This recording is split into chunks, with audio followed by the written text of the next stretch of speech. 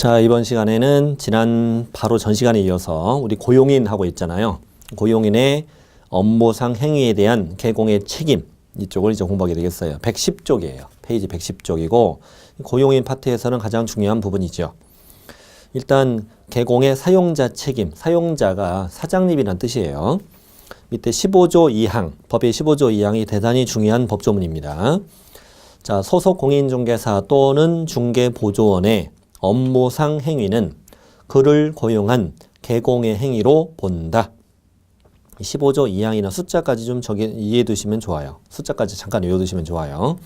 소공보조원의 업무상 행위에 대해서는 개공이 책임을 진다 이런 의미잖아요. 예. 일단 업무상이라는 단어가 중요해요. 업무상. 업무상당이라는 단어를 모든 이렇게 하면 OX, 모든 X, 모든 행위가 아니에요. 아빠, 엄마 아니잖아요. 그러니까 소공보조원의 중개 업무와 관련된 행위에 대해서만 개공이 책임진다 이런 뜻이죠. 모든이 아니에요. 또 개공의 행위로 본다, 그 본다라는 단어 있죠. 본다. 본다를 추정한다. X로 작년에 처음 출제했어요. 간주한다는 의미죠. 추정한다 이러면 틀립니다. 소공보조원의 업무상 행위는 그를 고용한 개공의 행위로 본다. 근데 이 법조문에 대해서 좀 이따가 판례 나올 텐데 이 판례가 이 법조문이 좀 오해 소지가 있어요. 소공보조원의 업무상 행위는 개공의 행위로 본다. 이 말은 소공보조원이 사고 치면 개공만 책임진다는 뜻인가? 아니요, 그렇다는 뜻이 아니라 그렇게 오해할 수 있지 않나요? 충분히 오해 소지가 있지 않습니까? 소공보조원이 사고 치면 소공보조원이 책임진다는 말은 없고 개공이 책임진다는 말만 있으니까 꼭 개공만 책임지냐 이렇게 오해할 소지가 있다는 거죠. 그러나 그럴 리가 없죠. 소공보조원 사고 쳤는데 그 인간 책임 안 지고 사장만 책임지는 게 말이 됩니까? 같이 책임질 텐데 이 관련된 판례가 좀 이따 나옵니다. 양보로 1번 개공 행위로 간주한다. 법조문에 대해서 쭉 적어드렸는데 동그라미 1번 소공보조원의 업무상 행위는 개공행위로 본다. 따라서 고용인이 업무상 행위로 고의과실로 재산상손해 발생시켰을 때 고용인뿐만 아니라 개공도 책임을 져야 한다는 뜻으로 이해하시면 되고요. 또 모든 행위가 아니라 업무상 행위다. 또 추정한다도 아니라 간주한다, 본다 이렇게 나와야 된다는 거예요. 밑에 이제 판례 보이는데 판례는 뭐 그렇게 중요한 건 아니고 이 업무상 행위는 첫 줄에 외형상 객관적으로 고용인의 사업활동 내지 사무집행 행위 또는 그와 관련된 것으로 보일 때는 행위자의 주관적 사정을 고려하지 않고 여기에 포함된다 이런 뜻인데요. 그 주관적 사정이 뭐냐면 행위자가 마음속으로 진정으로 중개할 의사가 있었느냐 이걸로 따지는 게 아니라는 거죠. 마음속으로 진정으로 중개할 의사가 있었느냐라는 건 제3자가 알 수 없잖아요. 알 수 없죠. 그러니 객관적 시각으로 판단한다는 거예요. 객관적 시각으로 판단한다는 얘기인데 그래서 2번만 아시면 돼요. 2번만. 중개보조원이 의뢰인이 맡겼던 계약금을 횡령했을 때도 중개 업무와 관련된 행위로 본다. 이런 판례가 있어요. 이게 보조원이 계약금을 횡령했다면 원래 애초의 목적은 뭐예요? 전달할 목적, 중개할 목적으로 받은 거죠. 행위자가 마음속으로는 횡령할 의사였어도 그건 제3자가 알 수 없으므로 객관적 시각으로 본다면 중개할 목적으로 받은 거니까 이건 업무상 행위로 본다는 거죠. 그럼 보조원이 이미 튀었죠. 이미 튀었으니 개공이 앉아서 독박 쓴다는 얘기죠. 예. 같이 튀는 게 나을 것 같아요. 그럴 것 같으면. 혼자 하는 게 낫죠. 혼자 하는 게. 혼자 하는 게 낫습니다. 보조원이 튀면 개공이 독박 쓴다는 얘기입니다. 자, 밑에 이제 양거래 2번 민사책임 공부하겠습니다. 민사상 책임이라는 것은 손해배상 책임에 관한 내용이라는 얘기인데 이렇게 써 있어요. 제목에 15조 2항을 적용한다. 저 맨 위에서 봤던 법조문이에요. 15조 2항을 적용한다고. 근데 개공은 무과실책임이다 이렇게 표현합니다. 결론. 개업공인중개사는 무슨 책임이라고요? 무과실책임이다 라고 이제 나오게 될 거예요. 제가 결론을 먼저 적은 거예요. 그림을 그려볼게요. 자, 고용인이 업무상 고의, 일부러, 과실, 부주의로 중개 의뢰인에게 재산상 손해를 끼쳤다. 재산상에 손해를 끼쳤을 때, 자, 15조 2항을 적용하면 그 고용인을 고용한 개공이 한 것으로 본다. 그러니까 개공이 손해를 끼친 것으로 본다. 이런 뜻이죠. 그렇다면 손해입은 의뢰인은 이 개공에게 직접 손해배상을 청구할 수 있다는 거죠. 직접 손해배상을 청구할 수 있다는 뜻이죠. 그런데 현재 개공은 자신이 한 행위가 아니죠. 그래도 나는 책임을 지라고 돼 있잖아요. 개공이 한 것으로 본다라고 했으니. 개공은 자신의 고의과실이 없어도 책임을 진다는 의미니까 개공은 어떤 책임을 진다? 무과실 책임을 진다. 이런 말이 나오게 되는 거예요. 근데 문제는 이거죠. 그 고용인은 책임이 있느냐 이거지. 문제가 뭐냐면 우리 법에는 고용인이 직접 책임을 진다는 규정이 없다는 거죠. 그래서 이 보조원이, 중개보조원이 이걸로 대법원까지 끌고 간 사건이 있어요. 보조원이 뭐라고 주장하냐면 나의 행위는 개공의 행위로 본다라고 돼 있지 내가 책임진다는 규정은 없지 않냐. 근데 난 책임이 없다는 규정이 아니냐 이게. 15조 2항은 나의 면책을 규정한 거다. 이런 황당한 주장을 해요. 그때 이 판사님이 웃기고 자빠졌네. 야, 네가 사고 쳤으면 너도 책임을 지는 건 당연한 거지. 근데 이 주장은 내가 책임진다는 말이 없지 않냐고요. 그랬더니 이렇게 얘기해요. 네가 책임이 있다는 말도 없지만 네가 책임이 없다는 말도 없지 않냐. 그러니 공인중개사법에는 너에 대한 규정을 두고 있지 않을 뿐이다. 우리 옛날에 맨 첫 시간에 했던 건데요. 맨 첫 시간에 나온 것이 공인중개사법은 이렇게 얘기해요. 공인중개사법은 이 민법에 대한 특별법이다 이렇게 얘기해요. 특별한 사람, 특별한 사건에 적용되는 법을 특별법이라고 그랬죠. 특별법 우선의 원칙이다. 그러니 부동산 중개에 관해서 사건이 발생하면 공인중개사법을 우선 적용하죠. 근데 이 법에는 한계가 있다 보니 이 법에 규정이 없을 땐 민법을 보충 적용한다. 그러면 공인중개사법에는 네가 책임이 있다는 말도 책임이 없다는 말도 없으니 무슨 법을 적용하자? 민법을 보충 적용하자. 민법의 750조에 의하면 불법 행위로 인한 고의나 과실로 타인에게 손해를 가한 자는 그 손해를 배상할 책임이 있다라고 돼 있지 않냐. 그러니 너는 민법에 따라서 손해배상 책임을 져야 한다. 이렇게 주장하는 거죠. 판사님은. 그런 것이지 이 15조 2항이 너의 면책을 규정한 것은 아니다. 동그라미 1번 읽어볼게요. 동그라미 1번. 고용인이 고의과실로 재산상 손해 발생시켰으면 고용인은 민사상 불법 행위자로서의 손해배상 책임을 진다. 15조 2항은 고용인을 고용한 개업공인중개사만 책임을 지도록 하고 고용인에게는 책임을 지지 않는다는 취지의 판례는 아니다. 즉 15조 2항은 고용인의 면책을 규정한 것은 아니다. 이런 대판이 있어요. 당연한 얘기잖아요. 당연한 얘기인데 판례로 한번 확정해서 본 거예요. 너는 민법상 책임을 지고 개공은 공인중개사법에 따라 책임을 진다. 그럼 둘 다 책임을 진다는 의미죠. 둘 다 책임을 지는데 이런 관계를 연대채무라고 해요. 연대채무. 채무는 이제 보증채무라는 것도 있고요. 보증채무라는 것도 있고 연대채무라는 것도 있는데 이 보증채무는 뭐냐면 한마디로 내가 이제 돈 빌렸는데 보증인을 세운 거죠. 보증인을 세웠으면 채권자는 이 주채무자에게 먼저 청구하는 거고요. 주채무자가 변제 능력이 없게 되면은 보증인에게 청구할 수 있는 거예요. 처음부터 보증인에게 바로 청구할 수 있는 건 아니죠. 그건 보증채무고요. 연대채무는 뭐냐면 동등한 지위의 채무자예요. 돈 빌린 건 난데 얘가 연대채무자가 되면 채권자는 처음부터 이 연대채무자에게 먼저 청구할 수도 있는 거예요. 동등한 지위의 채무자니까. 그럼 개공의 행위로 본다라고 돼 있으니 개공은 내 의사와 관계없이 자동으로 연대채무자가 되었죠. 이런 걸 부진정 연대채무라고 해요. 진정이 아닌 연대채무다. 그냥 연대채무라는 단어만 알고도 충분합니다. 그러니 동등한 지위의 채무자니까 의뢰인은 내가 손해배상을 청구할 수 있는 상대방을 선택할 수 있어요.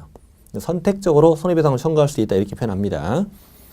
그래서 동그라미 2번 개공은 자신의 고의과실이 없는 경우라도 고용인과 함께 배상 책임을 진다.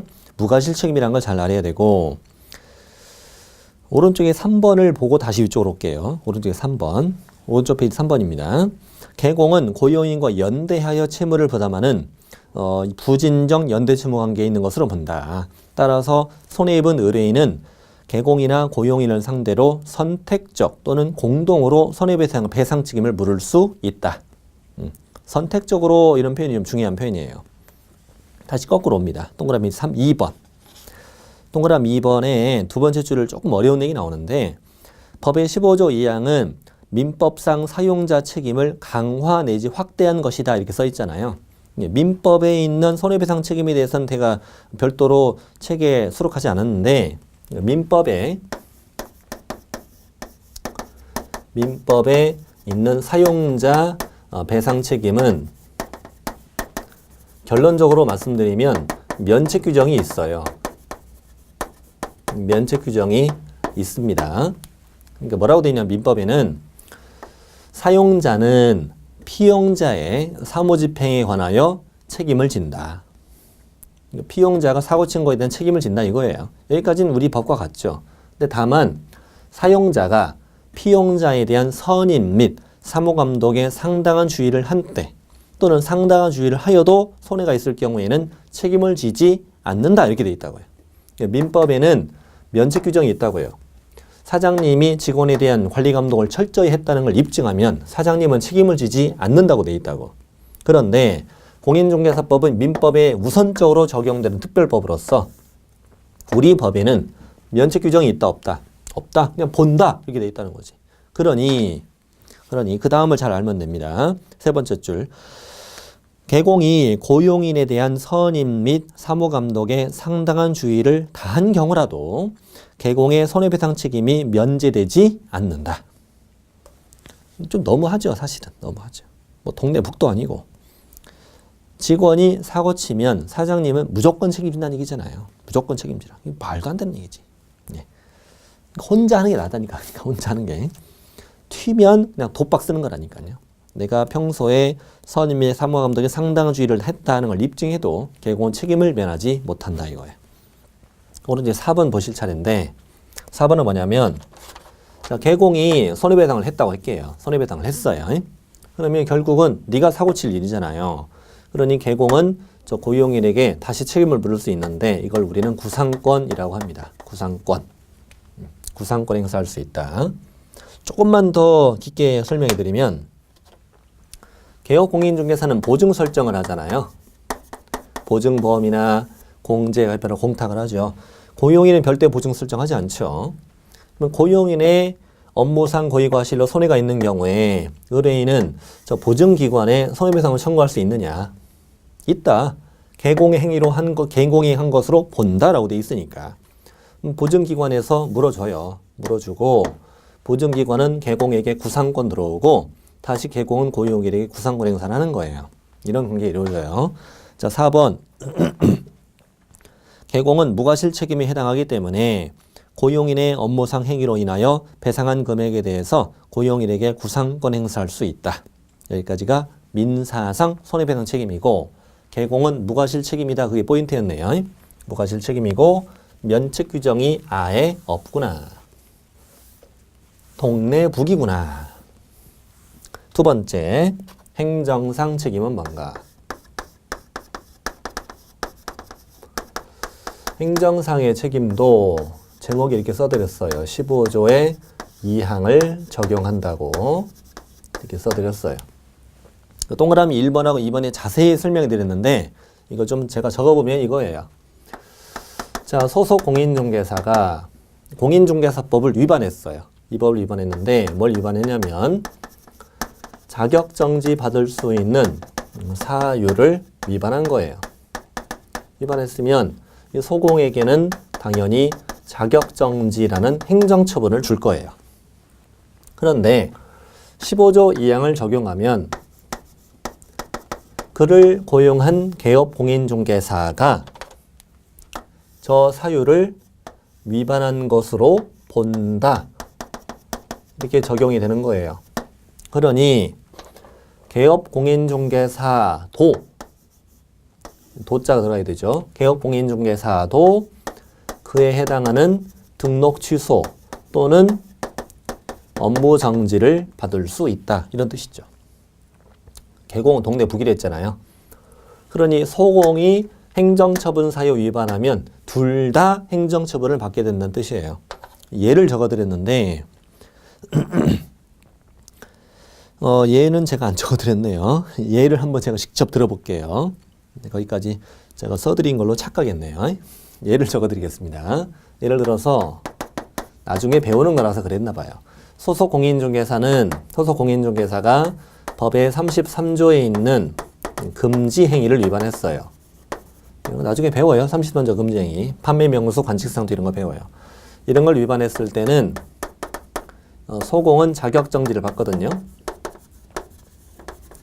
그런데 개공이 그 금지를 위반한 것으로 본다 이거예요. 본다. 근데 개공이 금지를 위반했을 때는 임등취 사유예요. 등록을 취소할 수 있다. 그러니 개공은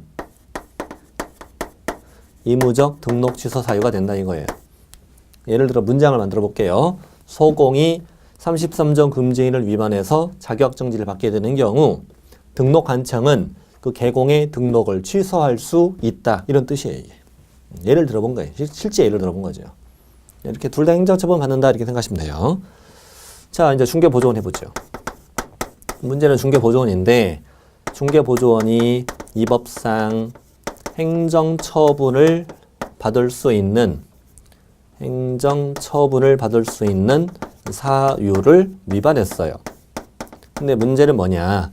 중개보조원은 행정처분을 받아 안 받아요? 안 받죠. 중개보조원은 행정처분을 받지 않는 자죠. 받지 않는다. 그러니 15조 2항을 적용하면 개공이 저 사유를 위반한 것으로 본다가 적용이 되겠죠. 그럼 이번에는 도가 아니네요. 도가 아니라 개업공인중개사만 등록 취소 또는 업무 정지를 받는다. 이렇게 표현을 해요. 그래서 시험에 실제로 나오기도 했는데 중개보조원이 업무정지 사유 위반한 경우 업무정지 처분은 개공만 받는다. 오, 이렇게 출제된 적도 있어요. 거기 적어놨어요. 그거는. 동그라미 2번에 세 번째 줄, 네 번째 줄에 직접 적어드렸습니다. 이런 걸 우리 행정상 책임이라고 한다. 이런 걸 배우고 나면 고용인이랑 같이 중개업하기 싫어져요. 자, 혼자 하고 싶어져요. 그 다음에 이제 형사상 양벌 규정. 뭔 책임도 이렇게 많은지. 자, 이번엔 양벌 규정이라는 걸 배워요. 양벌 규정은 우리 법의 50조에 별도의 또 규정을 두고 있는 법조문이에요. 왼쪽에 두 가지는 15조 2항을 적용하는 것이었는데 이건 좀 다르다는 얘기죠.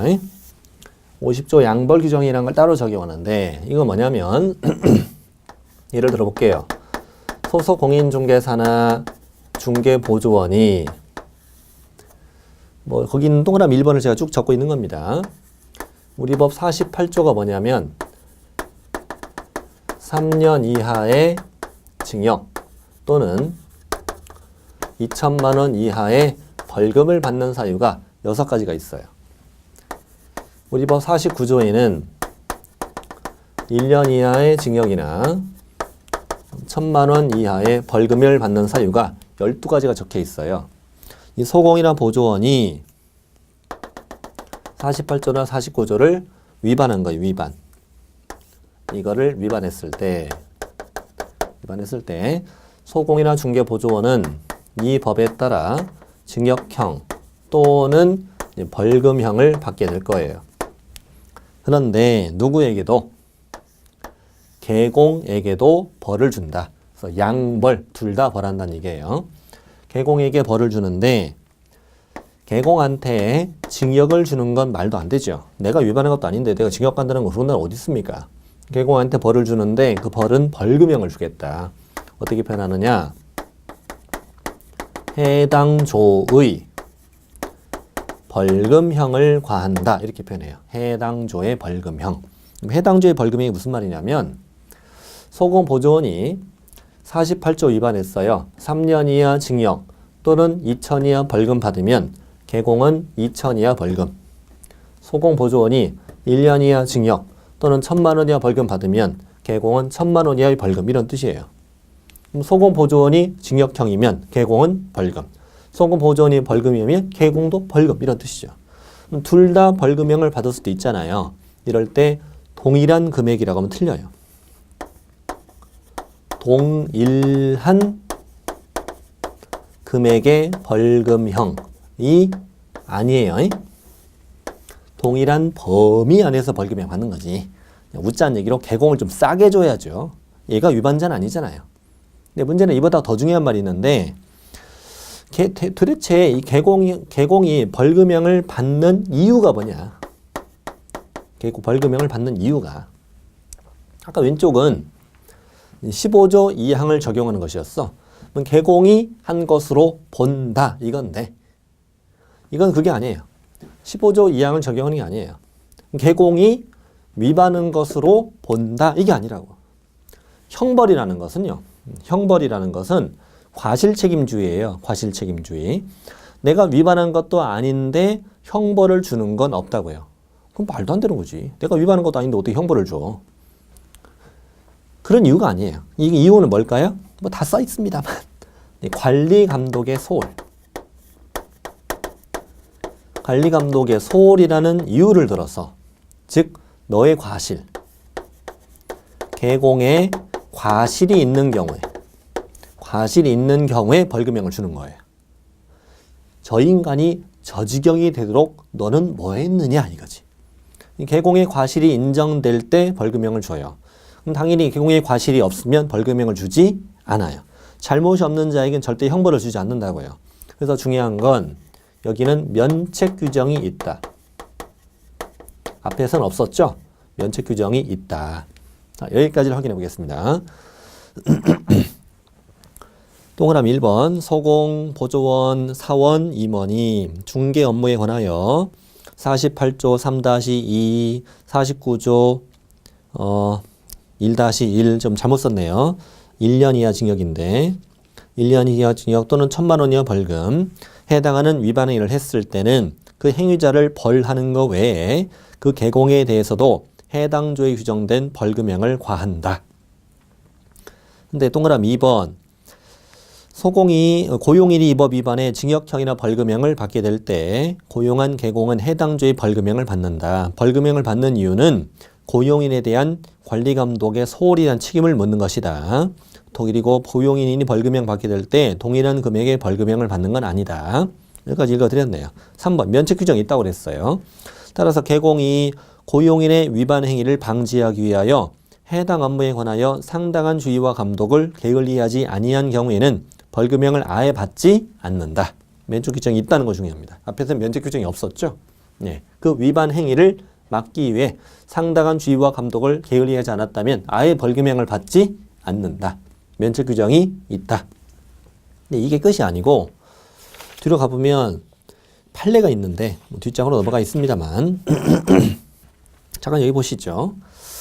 자, 지금 개업공인중개사가 받는 건 벌금형인데 우리가 8강쯤에 공부했던 것 같아요. 8강에 결격사유 있잖아요.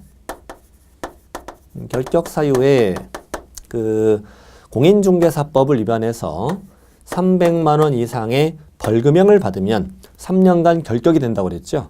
근데 현재 개공이 받는 것도 벌금형이잖아요. 이것이 300만 원 이상일 수도 있고 이것이 과연 결격사유이냐. 개공이 결격사유가 된다면 반드시 등록 취소가 될 텐데 등록 취소가 될 것이냐. 이걸 한번 생각해 보는 거예요. 어떻게 생각하세요? 이렇게까지 해당된다면. 좀 너무하는 거 아니에요? 좀 너무하죠. 아니, 내가 위반한 것도 아닌데 저 인간 때문에 벌금형을 받은 것도 열받는데 지금 거기다가 결격이 되고 등록이 취소되고 3년간 중개업을 못하고 이건 말도 안 되는 거지 이거. 말도 안 되는 거죠. 근데 말도 안 되는 이유만 가지고 이것이 결격이 아니고 등록 취소 아니다라고 할 수는 없던 거잖아요. 물론 약간의 이의도 포함됩니다만. 근데 이 결론은 뭐냐면 결격이다 아니다? 아니다. 등록 취소도 되지 않는다. 왜냐? 소공과 중개보조원은 이걸 위반해서 징역형이나 벌금형을 받게 되는 거죠. 근데 개공은 이 벌금형을 받는 이유가 자신이 이것을 위반해서가 아니라 다른 이유로 벌금형을 받게 되는 거죠. 소공보조원이 받는 벌금형과 개공이 받는 벌금형은 성격이 다르다는 거예요. 내가 직접 그 사유를 위반해서 받은 벌금형은 아니므로 이 양벌 규정에 따라 벌금형을 받게 될 땐 결격이 아니라 아니다. 이렇게 표현하는 겁니다. 이게 중요합니다. 그래서 이걸 뭐라고 표현하냐면 결격 사유에 이 법을 위반하여 300만 원 이상의 벌금형 선고를 받고 3년이 경과되지 아니한 자, 여기에는 중개보조원이 유사명칭 사유금지를 위반하여 개공이 양벌 규정으로 처벌받는 경우는 포함되지 않는다. 일단 이 사건에 어떤 사례가 있었던 거죠. 유사명칭이 뭐냐면 중개보조원이 공인중개사가 아닌데 공인중개사나 유사명칭을 쓴 거예요. 그래서 1년 이하 징역이나 1,000만 원 이하 벌금 받았는데 이때 개공이 관리감독을 소홀히 했다는 이유로 벌금형을 받게 된 거죠. 이 벌금형을 받은 경우에 이 결격에 포함되지 않는다. 이렇게 표현한 거예요. 이렇게 해서 우리 고용인 파트를 다 보셨군요. 고용인 파트는 이런 내용이었어요. 다음 이제 인장 등록이라는 제도로 갑니다. 인장 등록은 어떤 제도냐면 일단은 개념부터 잠시 잡아볼게요. 여러분 개업 공인중개사와 소속 공인중개사는 중개 업무를 수행할 수 있죠. 중개 업무를 수행했을 땐 확인설명서 거래계약서에다가 서명 및 날인을 할 의무를 져요. 서명할 땐 자필로 이름을 써야 하고 날인할 땐 인장으로 날인하게 되어 있는데 그 인장이 뭐냐? 등록관청에다가 내가 이런 도장을 쓰겠소 라고 등록을 하고 그리고 이 등록한 인장을 여기에 사용하는 거예요. 네, 이걸 우리 인장 등록이라고 해요. 그래서 서명과 날인을 다 한다는 건 결국 책임을 진다는 의미예요. 그러니까 그 책임 소재를 분명하게 하기 위해서 서명과 날인 제도를 만들었고 날인할 때는 꼭 등록된 인장으로 하게 된 거죠. 당연히 인장 등록은 누가 하는 거예요? 개공과 소공이 하는 거죠. 중개 업무를 수행할 수 있는 자가. 그래서 밑에 인장 등록의 의미를 세 줄 적어드렸고 의무자 바라고 합니다. 의무자는 누구랑 누가? 개공과 소공은 언제까지? 업무를 개시하기 전에 중개 행위에 사용할 인장을 등록관청에 등록하여야 한다. 개공과 소공이. 업무 개시 전에 하여야지. 당연히. 업무 개시 이후에 사용할 테니까. 중개보조원은 인장 등록 의무가 없지. 뭐 찍을 데가 있나 뭐. 찍을 데가 없죠. 중개보조원은 인장 등록할 필요 없죠. 뭐 찍을 데가 있나 모르겠네. 없죠. 커피만 타는데 커피. 쿠폰에 찍을 도장 아니에요. 자, 그래서 개공과 소공만 업무 개시 전에 인장을 등록하여야 한다. 자, 시기 갑니다. 개공과 소공은 업무 개시 전에 인장을 등록하여야 한다. 다시 한번 똑같이 써드렸고 업무 개시 전에 하여야 해요. 다만 중요합니다. 인장 등록은 다음에 신청이나 신고와 같이 할 수 있다. 같이 하여야 한다가 아니라 이 두 가지와 같이 할 수 있다 이 말인데 일단은 잠시 좀 페이지를 적어 드릴게요. 이해를 돕기 위해서 일단 페이지 115쪽 115쪽을 잠시 보시죠. 115쪽을 보니까 제목이 뭡니까? 개공과 소공의 인장 등록 신고서이기도 하고 등록 인장 변경 신고서이기도 하네요. 그러니까 인장 등록 신고서에다가 도장을 찍어서 내는 것이 인장 등록이군요. 업무 개시 전에 이걸 내시면 돼요. 이 신고서에 도장을 찍어서 내시면 됩니다. 예. 그게 업무 개시 전에 인장 등록을 하여야 한다예요. 그런데 다시 112쪽에 오면은요. 그 다음에 신청이라 신고가 같이 할 수 있다고 그랬잖아요. 동그라미 1번 중개사무소 개설 등록 신청이라고 되어 있죠. 이거는 페이지를 잠시 찾아볼게요. 페이지 73쪽. 페이지 73쪽을 갔다 올게요. 73쪽을 보시죠. 페이지 73. 자, 제목이 뭡니까? 부동산 중개사무소 개설 등록 신청서죠. 근데 뭐이기도 해요? 개공의 인장 등록 신고서이기도 하죠. 그러니까 업무 개시 전에 아까 115쪽에서 봤던 인장 등록 신고서를 내도 되지만 아예 처음에 등록 신청서를 낼 때 여기 인장 등록 신고서 포함되어 있어요. 오른쪽 맨 밑에다 도장 찍게 되어 있거든요. 이 등록 신청할 때 같이 할 수도 있다. 이 말이죠. 같이 할 수도 있다. 알겠네요. 무슨 말인지. 자, 또 하나. 또 하나는 어디 있냐면 페이지 109. 페이지 109쪽을 보시면 109페이지 보니까 제목이 소공보조원의 고용신고서, 고용관계 종료신고서이기도 하고 인장등록신고서이기도 하네요. 소공의 인장등록신고서. 그러니까 고용신고서를 낼 때 소공의 인장등록신고를 같이 할 수도 있다. 이때는 그냥 이 서식어만 내면 된다는 거죠. 아, 그렇구나. 다시 112쪽으로 오세요. 112쪽. 이제 이해됩니다. 인장등록은 업무 개시 전에 하여야 한다. 업무 개시 전에 하여야 한다. 이렇게 답하셔야 돼. 다만 개설 등록 신청과 같이 할 수도 있다. 소공보조원에 대한 고용신고 같이 할 수도 있다. 거기 중개보조원 들어있는데 중개보조원이 인장 등록을 한다는 의미가 아니라 시점이야, 시점.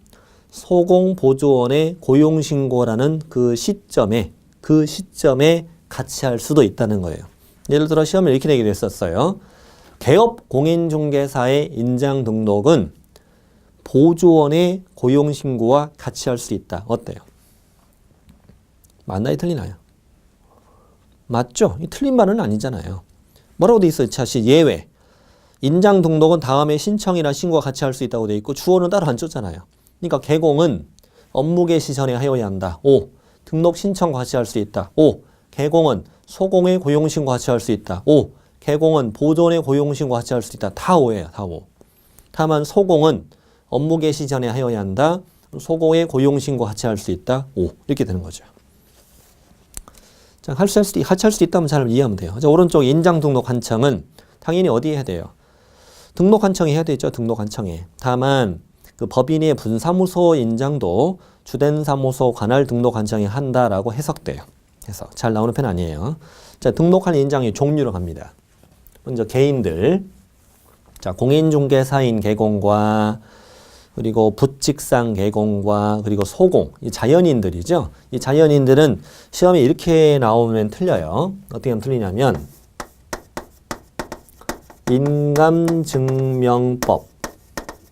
인감증명법에 따라 신고한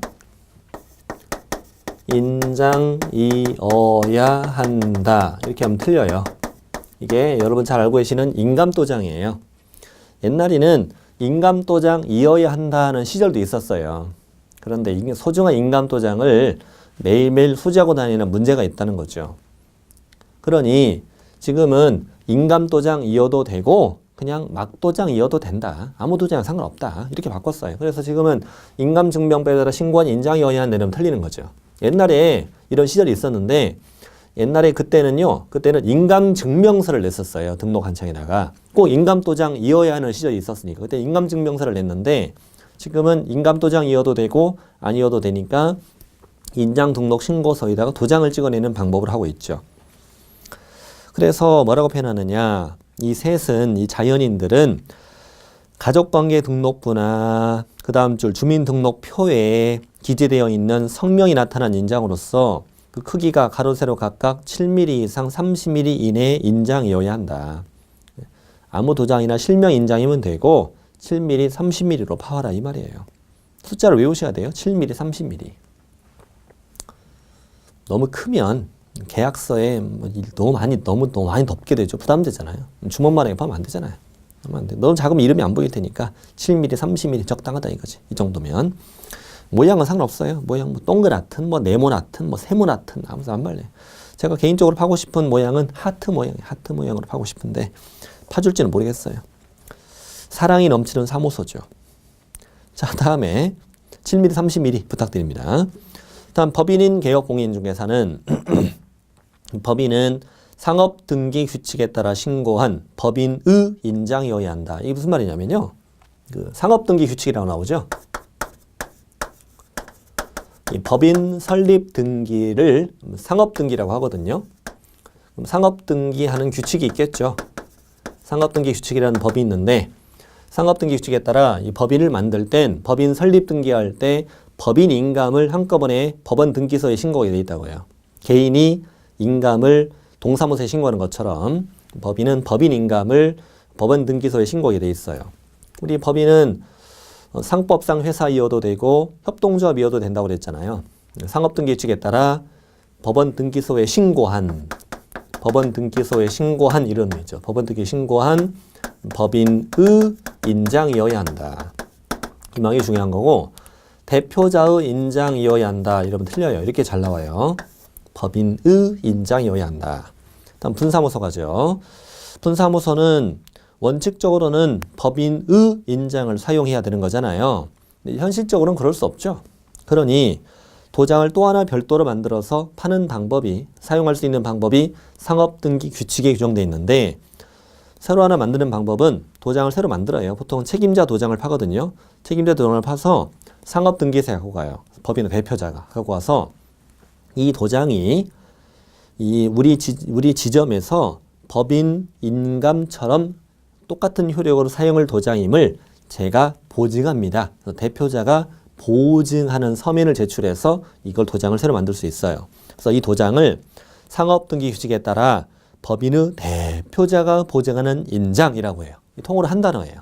법인의 대표자가 보증하는 인장. 같이 발음해죠. 시작. 법인의 대표자가 보증하는 인장.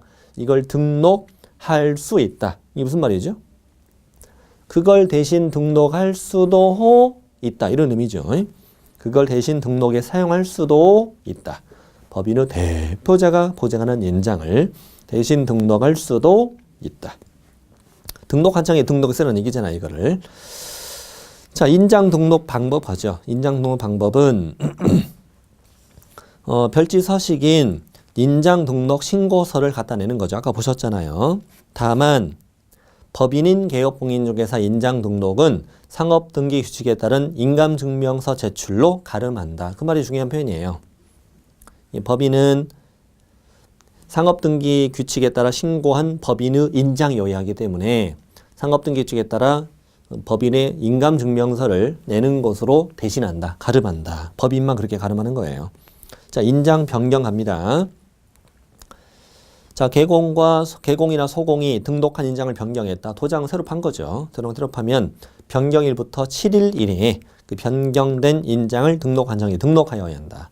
이 동네 실자 두 번 나오죠. 아까 7mm, 30mm 나왔고 여기는 7일까지 실자가 두 번 나온다고 생각하시면 간단합니다. 두 번 나오는데 밑에 2번 보시면 좀 잘 알아야 될 게 있어요. 인장의 변경 등록은 등록인장 변경신고서에 따르는데 여기에 중개사무소 등록증 원본을 첨부해야 됩니다. 등록증 원본. 등록증이 어디 있는가? 잠깐 보면 쉽게 이해가 됩니다. 등록증이 어디 있냐면 75쪽에 있어요. 페이지 75쪽을 잠시 가보시면 쉽게 이해가 됩니다. 75쪽을 가보니까 중개사무소 등록증이 있고 쭉 내려가 보면 중간 밑에 보면 등록 인장을 찍는 네모칸이 있죠. 아, 등록증에도 인장을 찍는군요. 등록하청 공무원 찍어주겠죠. 도장 가져오라고 해서 찍고 등록증을 나중에 교부하거든요. 처음에 등록증을 찾으러 갈 때 해요. 보통 그래서. 근데 도장을 잃어버렸다고요. 도장을 잃어버려서 도장을 새로 팠는데 등록증을 교체하면은 비용이 든다나요. 비용이 드니까 변경 인장이라는 여분 하나 만들어 놓은 거죠. 그렇구나. 다시 113쪽. 인장을 변경했으면 7일 이내에 변경 등록을 하는 건데 여기에 등록증의 원본을 가져와야 되는 이유. 그런 이유였어요. 다음 페이지 가죠. 위반시 제재. 위반시 제재는 인장을 등록하지 않거나 등록된 인장을 사용하지 않았다. 또 등록하지 않은 인장을 사용했다. 다 업무정지죠. 개공은 업무정지, 소공은 자격정지가 돼요. 그래서 인장정지 이렇게 외우면 간단해요. 인장정지. 그래서 인장제도 다 마쳤고 이제 116조 4장의 마지막 내용입니다. 4장의 마지막 내용은 휴업이나 폐업에 관한 단원인데 몇 가지 좀 필기 좀 하고 내용을 읽어보도록 하죠. 뭐 한 4줄 정도 쓰시면 되니까요. 왼쪽 맨 위에다 보셔도 되고 오른쪽 맨 위에 쓰셔도 되고. 자, 4줄 들어갑니다. 자, 휴업. 휴업은 3월을 초과할 때. 두 번째, 폐업. 세 번째는 휴업 기간의 변경. 네 번째는 중개업의 재개. 이 4가지를 배우는데 이 4가지는 첫 번째 중요한 건 전부 다 미리 신고다. 미리 신고. 이 단원의 첫 번째 중요한 게 이거고요. 그 다음은 휴업 신고와 폐업 신고를 할 때는 등록증에 원본을 첨부해야 돼요. 등록증에 원본을 첨부해야 되기 때문에 이때 전자문서로 신고할 수는 없다. 중요하고요. 다음에 이 2가지 신고를 할 때는 전자문서로 신고할 수 있다. 자, 여기까지 필기를 하십니다. 더 쓸 건 없습니다. 다 필기를 다 하셨다 치고 동영상 멈추고 적으시면 된다고 그랬어요. 다 적으셨다 치고 자 들어갑니다. 이제 따라서 해보세요. 다 미리 신고라고 그랬어요. 3월 초과는 3월은 안 들어가는 거죠. 딱 석 달까지는 휴업 신고할 필요 없다는 얘기잖아. 그러면 그러네. 신고를 안 해도 한 달 쉬어도 돼요. 신고 안 하고 2달 쉬어도 되고 신고 안 하고 석 달 쉬어도 돼요. 우리 중개업해서 우리 대박 날 거잖아. 대박 나서 1년에 막 몇 억씩 보비를 벌 테니까 한 9달 열심히 일하고 석 달간은 우리 여행 다니는 거예요.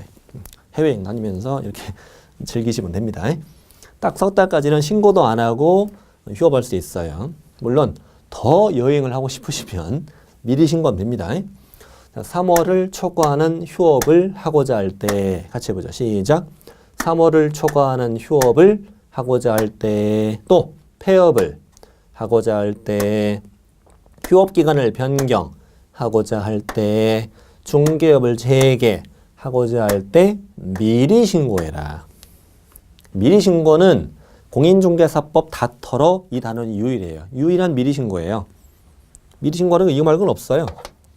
예를 들어서 뭐 과거에 배웠던 거 보면 사무소 이전하고 나서 10일 안에 신고하잖아요. 고용신고. 고용을 먼저 하고 업무 개시 전에 신고하죠. 고용강이 종료되고 10일 안에 신고하고 인장을 변경하고 7일 안에 변경 등록 신고하고 다 사후 신고예요. 이 단원만 미리 신고해요. 그럴 수밖에 없는 게 3월 초과는 넉 달인데 넉 달간 휴업을 하고 싶으면 미리 신고하는 게 상식에 맞지. 넉 달을 푹 쉬고 와서 나 잘 쉬고 왔다고. 이건 말도 안 되잖아요. 3월 초과 휴업을 하고 싶으면 미리 신고해라. 근데 폐업의 경우는 좀 생각 좀 해봐야 돼요. 예를 들어서 폐업을 했으면 폐업일부터 10일 이내에 신고해라. 그러면 틀린다는 얘기잖아요. 왜? 뭐 이러면 안 되는 이유는 뭐야? 그러니까 이제 법조문대로 한다면 뭐부터 하라는 거예요? 신고부터 하라는 얘기죠. 폐업 신고를 먼저 하고 그 다음에 폐업을 하라는 얘기잖아요. 이제 우리는 아직 어떤 개념이 안 잡혔냐면 폐업을 했다는 말이 무슨 말이냐? 폐업을 했다는 말은 중개사무소가 없다는 얘기예요. 중개사무소가 없다. 뭐 이 사무소가 텅 비었거나 간판 더 떨어져 있고 텅 비었거나 아니 업종이 다른 걸 바뀐 거죠 지금. 뭐 식당을 한다거나 뭐 다른 걸 바뀐 거예요. 핸드폰 가게로 바뀌었다거나. 폐업을 했다는 건 사무소가 없다는 얘기예요. 뭐부터 하고? 폐업 신고를 먼저 하고 사무소를 없애라는 얘기죠. 사무소를 먼저 없애고 신고하면 안 된다는 건데 왜? 자, 사무소가 없어요. 사무소를 없애버렸어요. 10일 안에 신고해도 된다면 그럼 10일 동안에는 사무소도 없이 중개업을 할 수 있는 개공이라는 얘기잖아요. 폐업 신고할 때까지는 여전히 개공이니까.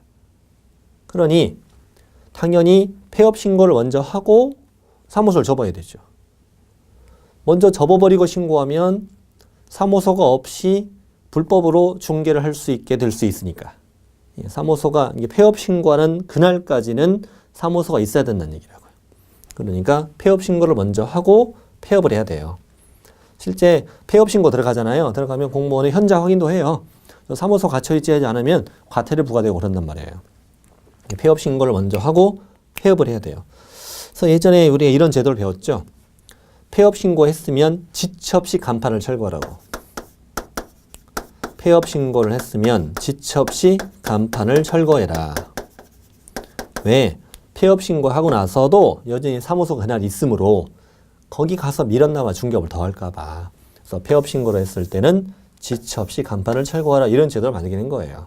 그래서 폐업을 하고 싶으면 미리 신고한다고 하셔야 됩니다. 이렇게 하면 틀린다는 걸 조심해야 돼요. 10이라는 신고하는 게 아니에요. 폐업을 하고 싶을 땐 미리 신고한다. 휴업 기간을 변경한다. 예를 들어 넉 달 휴업 신고했는데 한 달을 더 연장하고 싶다 보면 넉 달 주기 전에 미리 해야지. 또 5달 휴업을 하고 있는데 중개업을 다시 하고 싶으면 5달 만기 되기 전에 미리 신고해야 맞죠. 다 미리 신고한다. 이 두 가지 신고를 할 때는 등록증의 원본을 첨부해야 돼요. 사실은 폐업은 반납 쪽에 가깝지만은 그냥 첨부라고 문제 나오니까 첨부로 푸시면 돼요. 그래서 전자문서 신고 안 된다는 말 무슨 말이냐? 인터넷 신고가 안 된다는 얘기예요. 그러니까 이제 그 신고서를 이메일 컴퓨터로 작성해가지고 이메일로 보내는 신고가 안 된다는 거죠. 왜? 등록증을 가지고 와야 되니까. 근데 이 두 가지는 전자문서가 된다. 전자문서가 된다는 게 왜 중요하냐면 공인중개사법을 다 털어서 공인중개사법 전체에서 전자문서가 되는 건 딱 이 둘 외에는 없어요, 아예. 지금까지 우리 10강 넘게 공부하면서 전자문서가 된다는 말이 처음 나왔잖아요. 뭐 배웠던 이전 신고, 또 뭐 분사무소 설치 신고, 또 뭐 고용 신고, 고용관계 종료 신고, 뭐 인장 변경 신고 이런 거 다 전자문서 된다는 말 없어요. 유일하게 전체에서 이 두 가지만 전자문서가 돼요. 이 단원에는 다른 단원에는 없는 특이한 제도가 있어요. 첫 번째 제도는 미리 신고를 하는구나. 이 단원만 유일하게. 이 법 전체에서 유일하게 전자문서가 되는 단원이구나. 또 이 두 가지는 가져와야 되니까 안 되는구나. 이게 되게 잘 나와요, 문제가. 자, 이제 본문 들어가겠습니다. 116쪽 중간 밑에 박스 밑에 들어갑니다. 휴업 신고. 3월을 초과하여 휴업을 하고자 할 때는 신고서에 등록증 원본을 첨부해서 미리 신고하여야 한다. 이때 등록증 원본을 첨부하기 때문에 전자문서 신고는 할 수가 없다. 3월 초과 등록증 원본 첨부 전자문서 X 하시면 돼요. 3월 이하 휴업을 하고자 할 때는 휴업 신고를 하지 않아도 된다. 잘 알아야 되고 3번은 우리 등록할 때 배웠던 건데 중개사무소 개설 등록했다. 서면 통지 받은 거죠. 개설 등록했으면 개공이 된 거죠. 개공이 됐는데 업무를 개시하지 않는 것도 휴업을 하는 거니까 개설 등록 후 3월을 초과해 업무를 개시하지 않고자 할 때도 미리 휴업 신고를 해야 된다. 좋아요. 다음 휴업 기간의 제한. 휴업 기간은 원칙적으로 6월을 초과할 수 없다. 다만 대통령령이 정하는 부득이한 사유가 있는 경우에는 6월을 초과 휴업할 수 있다. 원칙적으로는 3월 초과 6월 이하의 휴업 신고가 자유롭게 가능하다는 얘기예요. 부득이한 사유가 있을 경우는 6월 초과할 수 있지만 그게 오른쪽에 있으면 오른쪽 가보시면 질병으로 인한 질병으로 인한 요양, 징집으로 인한 입영, 취약 그 밖에 이에 준하는 부득이한 사유가 있을 때는 6월을 초과하는 휴업 신고할 수 있다. 아플 때, 또 뭐 군대 갈 때, 또 학교 갈 때 딱 세 가지 외에는 시험이 안 나와요. 이에 준하는 부득이한 사유가 뭔지를 모르니까 이 세 가지의 경우는 6월을 초과 휴업 신고할 수 있다. 이러한 부득이한 사유 없이는 6월을 초과할 수 없다. 3월을 초과할 수 없다면 틀려요. 6자 3자 바꿔치기 하는 거니까 조심해야 돼요. 자, 오른쪽에 휴업 기간 중에는 휴업 기간 중에도 당연히 이중 등록, 이중 소속은 안 됩니다. 한다고 가끔 거짓말 쳐요 또. 휴업 중에도 사무소 이전은 얼마든지 가능합니다. 중개업을 하는 건 아니니까. 우리 업무정지 중에는 사무소 이전이 안 되잖아요. 업무정지 중에는. 자, 폐업 들어갑니다. 업무정지 기간 중에 안 된다는 말은 업무정지 받은 계공은 다른 계공으로부터 승낙서를 받아 그 사무소에 이전할 수 없다는 얘기죠. 자, 폐업 갑니다. 폐업을 하고자 할 때는 신고서의 등록증 원본 첨부해서 미리 신고합니다. 당연히 전자문서를 할 수 없습니다. 또 미리 신고입니다. 따라서 폐업 신고했으면 지체 없이 간판을 철거해야 됩니다. 자, 분사무소 가죠. 분사무소에 대해서는 주된 사무소하고 별도로 휴업, 폐업 다 가능합니다. 뭐 못할 거 없죠. 다만 분사무소에 대한 휴폐업 신고할 때는 신고 필증을 첨부해서 당연히 주된 사무소 관할 등록 간청해야 되겠지. 자, 다음에 이제 변경 신고하죠. 네, 거의 다 끝나갑니다.